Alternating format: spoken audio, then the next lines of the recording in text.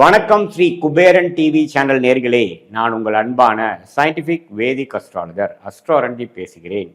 நல்லது நினைப்போம், நல்லதே நடக்கும். இந்த வீடியோவில் நவம்பர் 2025 மீன ராசிக்காரர்களுக்கு எத்தகைய ஒரு மாதமாக இருக்க போகுதுங்கிறது சயின்டிஃபிக் வேதிக் அஸ்ட்ராலஜி முறையில் துல்லியமான பலன்களை பார்க்க போகிறோம். எந்த விதத்திலும் மிகைப்படுத்தாமல், பரிகாரங்கள் அது மாதிரி ஒரு மூட நம்பிக்கையில் போகாமல், உள்ளது உள்ளவாறு அறிவியல் சார்ந்த ஒளி தத்துவ அடிப்படையில் வரக்கூடிய இந்திய வேத ஜோதிடம் எப்படி செயல்படுதுங்கிறது நம்ம மீனராசிக்கு 2025 நவம்பர் மாதம் எப்படி இருக்குதுன்னு பார்க்க போகிறோம். இப்போ பாருங்கள், மீனராசிக்கு ஜென்மசனி போயிட்டு இருக்குங்கிறது எல்லாத்துக்கும் தெரியும். கடந்த 5 மாதமாக ராசிக்குள்ளேயே சனி பகவான் ஒரு மாதிரியான ஒரு அமைப்பு. சில வயசு ஒரு வயதினருக்கும் ஒரு மாதிரி தாக்கத்தை கொடுக்குது. இளம் வயதினருக்கு அவங்களோட என்ன தசாபுக்திகள் போய் கொண்டிருக்கிறதோ அதுக்கு தகுந்த பிரச்சனைகள். இப்போ ஒரு 20-23 வயசு பொண்ணுக்கு பார்த்தீங்கன்னா ஒரு சுக்கிரன் சம்மந்தப்பட்ட தசைகள் போயிட்டு இருக்குன்னா லவ், காதல் விஷயத்தில் கொஞ்சம் பிரச்சனைகள், மனசை வருடுற மாதிரி சில பிரச்சனைகள். இதே ஒரு வாலிபருக்கு பார்த்தீங்கன்னா வேலை கிடைக்காம அந்த வேலையில் இருக்கக்கூடிய விஷயத்தில் ஒரு சிறத்தன்மை இல்லாமல் வேலை திடீர்னு போகிறதுங்கிற மாதிரி சில பிரச்சனைகள். குழந்தைகளுக்கு ஹெல்த் இஷ்யூஸ் கொடுக்கக்கூடிய, திடீர்னு ஏதோ அடிபடுதல், அது மாதிரி.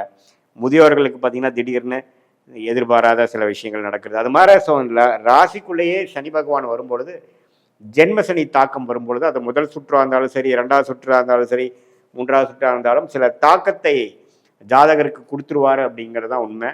இப்போ அதில் நல்ல ஒரு விஷயம் என்னென்னா, இதுவரை 4ஆம் வீட்டில் இருந்த குரு தொழில் மேன்மை, வேலை மேன்மையை கொடுத்துட்டு இருந்தவர் 5ஆம் இடத்துக்கு அதிபகரமாக உச்சம் பெற்று குருவின் பார்வை ராசி பெறுகிற பொழுது மனசு கொஞ்சம் சந்தோஷப்படும், கொஞ்சம் ஒரு ரிலாக்ஸேஷன் கிடைக்கும், கொஞ்சம் தொய்வு. இதுவரை நம்ம ஒரு ஃப்ரஸ்ட்ரேட்டடாக இருந்தது கொஞ்சம் மனசு சாந்தப்படக்கூடிய அந்த உச்சகுருவின் பார்வை ரொம்ப நல்லா இருக்கு. என்னதான் சனி இருள் கிரகம் ராசியை பிடிச்சு அதோட இருள்தன்மையை கொடுத்தாலும் குருவின் பார்வை கொஞ்சம் மன நிம்மதியும், கொஞ்சம் நல்ல ஒரு ஆன்மீக சிந்தனை, ஒரு எக்ஸைட்டட், ஒரு பாசிட்டிவான ஒரு திங்கிங்கை கொடுக்கக்கூடிய ஒரு அற்புதமான ஒரு மாதமாக நவம்பர் 2025 மீனராசிக்காரர்களுக்கு வருகிறது. ராகு 12ஆம் இடத்துல, கேது 6ஆம் இடத்துல இருந்து கடன் அது மாதிரி விஷயங்கள்லாம் கொஞ்சம் படிப்படியாக குறையிற விஷயங்கள், கொஞ்சம் எதிரிகள் குறையிற விஷயங்கள், வம்பு வழக்குகள் குறையிற விஷயங்கள் எல்லாம் கொஞ்சம் நீடித்து போகக்கூடிய அமைப்புகள் வருங்காலத்தில் வரக்கூடிய அமைப்புகள் உண்டு. அதே சமயத்தில் மாத கிரகமாகிய சுக்கிரன், சூரியன், செவ்வாய், புதன்லாம் பார்த்தீங்கன்னா 9ஆம் இடம், 8ஆம் இடம், 7ஆம் இடத்துல குருவின் பார்வை பெறுகிறார்கள். ஒரு டைமில் குறிப்பாக சொல்லணும்னா மாதத்தின் செகண்ட் ஆஃப் மிடிலுக்கு அப்புறம் பார்த்தீங்கன்னா ஓரளவுக்கு குருவின் பார்வை பெறக்கூடிய அமைப்புகள் இருக்குது. ராஜயோகாதிபதி செவ்வாய் 9ஆம் இடத்துல குரு பார்வை பெறுவது real estate, medical, sports related, catering related இருக்கிறவங்களுக்குலாம் நல்ல ஒரு வாய்ப்பு, நல்ல ஒரு டைம் வரக்கூடிய அமைப்புகள். அதே சமயத்தில் மீடியா, கிரியேட்டிவ் ஃபீல்டில் இருக்கிறவங்க, ஐடி சாஃப்ட்வேர் இருக்கிறவங்களுக்குலாம் நல்ல ஒரு மாற்றத்தை, என்னதான் ஜென்மசனி ஒரு பக்கம் பிரச்சனைகள் கொடுத்து, வேலை பளு அதிகமாக கொடுத்து, ஒரு இன்செக்யூரிட்டி கொடுத்தாலும் சில விஷயங்கள் கொஞ்சம் பாசிட்டிவாக நடக்குதுப்பா, சிலது இந்த டைமில் நமக்கு கொஞ்சம் புரிதல் அதிகமாக இருக்குது, நம்மளால் சில விஷயங்கள் செய்ய முடியுது, நமக்கு சில பலன்கள் பெற முடியுது அப்படிங்கிற பிரச்சனைக்குள்ளேயும் ஒரு ஒரு ஒரு அச்சீவ்மெண்ட் வரக்கூடிய அமைப்புகள் கொடுக்கக்கூடிய பார்வை தான் இந்த குருவின் உச்ச பார்வை, உச்ச குருவின் பார்வை. ஸோ இது ஒரு 4-5 கிரகத்தோட அமைப்பில் பார்க்கறதுனால, ஒரு பார்வை விழுவதனால அது நல்ல விசேஷமான ஒரு பலனை மீனராசிக்காரர்கள் ஜென்மசனி தாக்கத்தில் இருக்கிறவங்களுக்கு நல்ல அமைப்பை கொடுக்கும். என்ன மாதிரி கொடுக்கும்? வேலையில் இருக்கிறவங்களுக்கு பார்த்தீங்கன்னா ஒரு நல்ல வேலை மாற்றம். இதுவரை வேலையில் சில பிரச்சனைகள் இருக்கிறது கொஞ்சம் கம்மியாகிறது, எதிர்பாராத சிக்கல்கள் போயிட்டுருக்கிறது கொஞ்சம் தன்மையாகிறது, மனசு கொஞ்சம் சஞ்சலப்படுறவங்களுக்கு கொஞ்சம் நிம்மதி பெருமூச்சு பெறுவது, அது மாதிரி சில விஷயம். இது ஒரு டெம்பரரியான விஷயம் தான். ஏன்னா குரு அதிவகரத்தில் தான் வந்திருக்கிறாரே ஒழிய சீக்கிரம் அவர் மிதுனத்திலேயே ஒரு டிசம்பர், ஜனவரி வாக்கில் போயிடுவார். ஸோ அதனால் இந்த ஒரு 2 மாதத்தில் சில பிரச்சனைகள்லாம் மீனராசிக்காரர்கள் கொஞ்சம் சரி பண்ணிக்கணும். அடுத்த லெவல் ஆஃப் செக்யூரிட்டி, அடுத்த லெவல் ஆஃப் ஸ்டெபிலிட்டிக்குள்ளே நீங்கள் போய்க்கணும். இளைய வயதினராக இருந்தாலும் சரி, மிடில் ஏஜ் பீப்புளாக இருந்தாலும் சரி, சீனியர் சிட்டிசனாக இருந்தாலும் சரி, இந்த ஒரு வருடம், இந்த ஒரு மாத காலம் சில விஷயங்கள் பாசிட்டிவாக வரக்கூடிய அமைப்புகள் உங்கள் ஜாதகத்தில் அந்த ஓரளவுக்கு நியூட்ரலான தசைகா புக்திகள் போகும் பொழுது கண்டிப்பாக வரும். ஸோ அந்த அமைப்பை நீங்கள் கொஞ்சம் யூஸ் பண்ணி, இதுவரை ஜென்மசனி தாக்கத்தில் இருக்கிறவங்களுக்கு கொஞ்சம் நிவாரணத்தை பெறக்கூடிய அமைப்பாக இருக்கிறதுனால கொஞ்சம் நீங்கள் பொறுப்பாக அதை யூஸ் பண்ணிக்கணும். இது 9 கிரகங்களும் பார்த்தீங்கன்னா மெயினான ஒரு எஃபெக்ட் கொடுக்கக்கூடிய ஒரு கிரகம் சனி தான். அது சனி ராசிக்குள்ளே இருக்கிறார். அது குருவின் பார்வை பெறும் பொழுது பிரச்சனைகள் ஒரு 4 மாதமாக பிரச்சனை கொடுத்தது கொஞ்சம் விலகி போயிடும், நமக்கு பிரச்சனை வந்து விலகி போயிடும். பட் என்னதான் இருந்தாலும் ஜென்மசனி வந்து இன்னொரு 1 வருஷத்துக்கு இருக்குது. பட் இருந்தாலும் இது ஒரு தற்காலிக ஒரு ரிலீஃபை கொடுக்கக்கூடிய அமைப்பாக கண்டிப்பாக இதை நம்ம எடுத்துக்கொள்ளலாம்.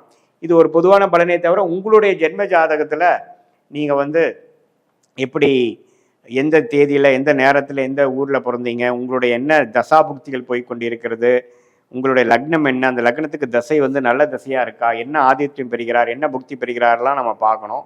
அப்படிலாம் பார்க்கும் பொழுது நம்ம இந்த நேரத்தில் வேலை மாற்றங்கள் நல்லதா, இப்போ நம்ம சொன்ன கோச்சார அமைப்புகள் தசாபுக்திகள்லாம் சேர்த்து வைத்து பார்க்கும் பொழுது தொழில் எக்ஸ்பேன்ஷன் எப்போ, கல்யாணம் எப்போ, வீடு கட்டுற யோகம் எப்போ, வெளிநாடு போகிறது யோகம் எப்போ, என்ன படிப்பு நம்ம படிக்கலாம், எந்த வேலையில் வந்து நமக்கு நிமித்தம் வருது, வேலையா தொழிலா, இது மாதிரி எல்லா வயதினருக்கும் வேணுங்கிற அவங்களுடைய லைஃப்க்கு வேணுங்கிற லைஃப் கைடன்ஸ் வந்து இந்திய வேத ஜோதிட அடிப்படையில் அந்த கர்மா, உங்களுடைய கர்மா என்னங்கிறது தெரிந்து, உங்கள் பிராப்தங்கள் என்னன்னு தெரிந்து, அதுக்கு தகுந்த மாதிரி டைம்லைன்ஸ் என்ன, எந்த நேரத்தில் எது வரும் அப்படிங்கிறத நம்ம கொஞ்சம் ஓரளவுக்கு எப்படி ஒரு கூகுள் மேப் வந்து ஒரு மனிதர்கள் ஒருத்தங்க ட்ராவல் பண்ணுறவங்களுக்கு உதவுதோ இல்லையா, அது மாதிரி நம்ம லைஃப்பில் நம்ம ட்ராவல் பண்ணுறவங்களுக்கு இந்த இந்திய வேத ஜோதி அடிப்படையிலான இந்த பொதுவான பலன்களும் உங்கள் தசாபுக்திகள் அடிப்படையில் நீங்கள் பிறந்த தேதி, பிறந்த நேரம், பிறந்த உரையை வைத்து வரக்கூடிய உங்கள் ஜென்ம ஜாதகத்தை அடிப்படையிலும் சேர்த்து வைத்து பார்க்கும் பொழுது இந்திய வேத ஜோதிடான சயின்டிஃபிக்கான ஒரு அப்ரோச் மூலமாக நாம் எந்த விதத்தையும் மிகைப்படுத்தாமல்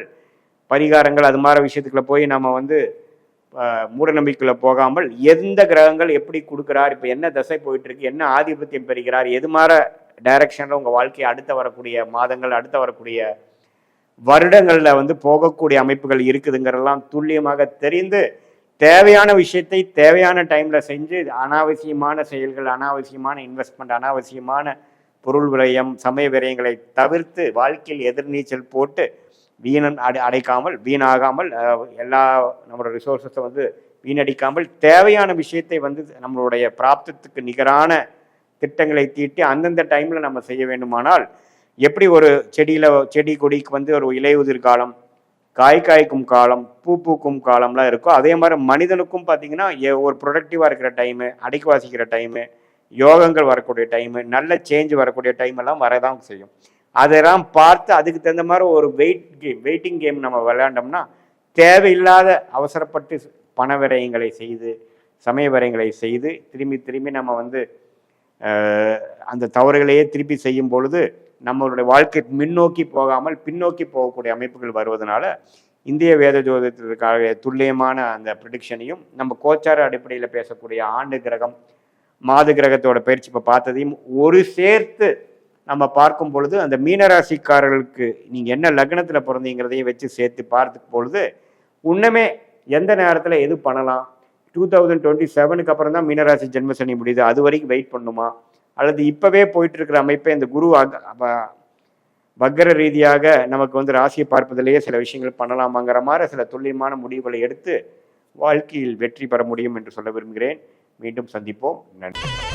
ஸ்ரீ குபேரன் டிவியை பார்த்தமைக்கு நன்றிகள். மேலும் இது போன்ற தகவல்களை தெரிந்து கொள்ள ஸ்ரீ குபேரன் டிவியை சப்ஸ்கிரைப் செய்யுங்கள். மறக்காமல் பெல் ஐக்கானை கிளிக் செய்யுங்கள்.